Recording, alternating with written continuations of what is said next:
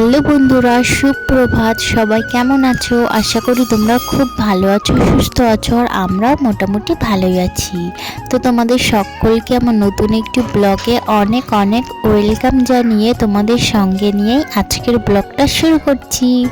আজকে হচ্ছে রবিবার আর এখন বাজে সকাল 8টা। আজ একটু উঠতে লেট হয়ে গেল, একটু না অনেকটাই লেট হয়ে গেছে। আসলে কি হয়েছে বলো তো বন্ধুরা, আগের দিন যেহেতু মেঘলা মেঘলা ওয়েদার ছিল, রাতের বেলাও বেশ ঠান্ডা ছিল, তার জন্য ঘুমটা খুবই ভালো হয়েছে। আর কখন যে সকাল হয়েছে সেটা আমি টেরই পাইনি।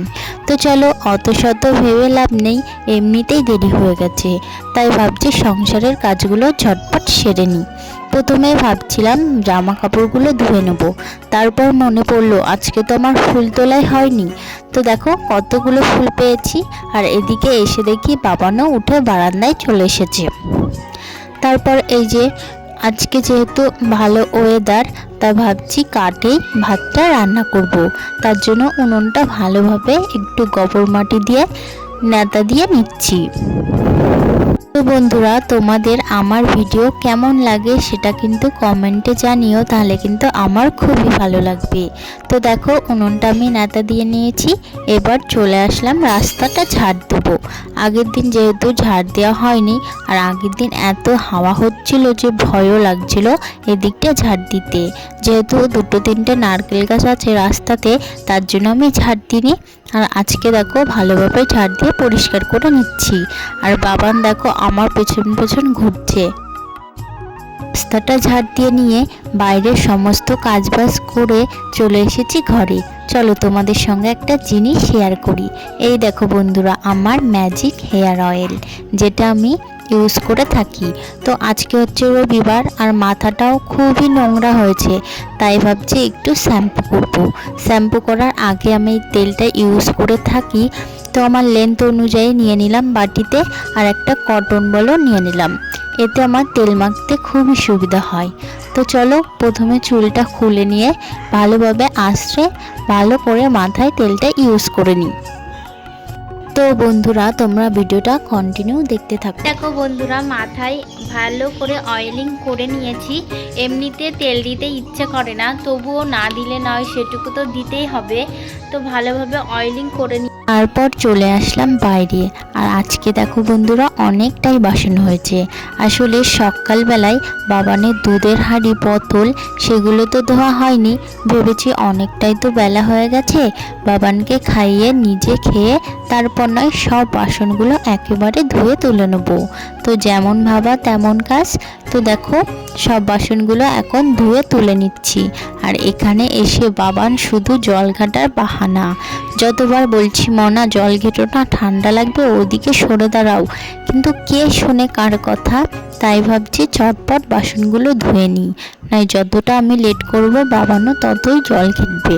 তার জন্য তাড়াতাড়ি করে বাসনগুলো ধুয়ে তুলে নিচ্ছি।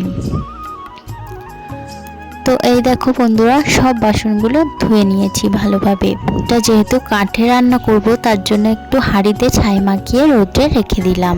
তো এই দেখো বন্ধুরা, আজকে দুপুরে রান্না করব ইঁচড় চিংড়ি আর কচুরলতি একটু সর্ষে বাটা দিয়ে গা মাখা ঝোল। কার কার ফেভারিট কমেন্টে জানিও। এদিকে আমি পেঁয়াজ রসুনও কেটে নিয়েছি।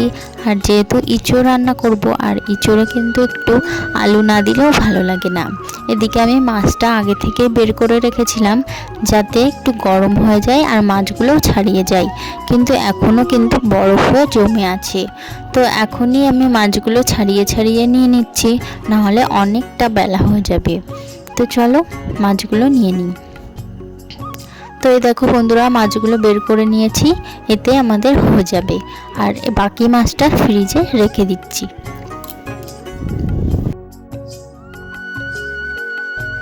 তারপর আমি রান্না বান্না করে স্নানটা সেরে নিয়ে দেখো ঠাকুরকে জল মিষ্টি দিয়ে নিয়েছি। আর আজকে ঠাকুরের আসনটা কতটা সুন্দর লাগছে, দেখলেই মনটা জুড়িয়ে যাচ্ছে। তারপর আমরা দুপুরের খাওয়া দাওয়া করে একটু ঘুমিয়েছিলাম। আর এখন বিকেল 4টে বাজে, ভাবছিলাম একটু রিলস বানাবো, তার জন্য রেডি হয়েছিলাম। আর আকাশের অবস্থা দেখে রিলস বানানোর ইচ্ছেটাই ভেস্তে গেল। তো এখন বাজে সন্ধ্যা 6টা। আর এখন দেখো বাবানকে একটু আগেই ঘুমের থেকে উঠেছে ও, তো ওকে একটু দুধ টুধ খাইয়ে বই পড়াতে নিয়ে বসেছি। আর ও দেখো ওর নকশা শুরু করেছে। প্রতিদিন একই বই পড়বে না বলে বাহানা।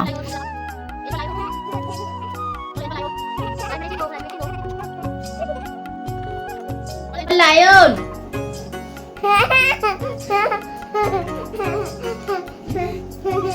বই পড়বা বলো এলফা লায়ন বই পড়ো বই পড়ো। বন্ধুরা আজকে সারাদিন কিভাবে কাটালাম সবটাই তোমাদের সঙ্গে শেয়ার করলাম। আর ব্লগটা তোমাদের কেমন লাগলো সেটা কিন্তু কমেন্টে জানাতে একদমই ভুলো না। তো আজকের ভিডিওটা এখানেই শেষ করছি।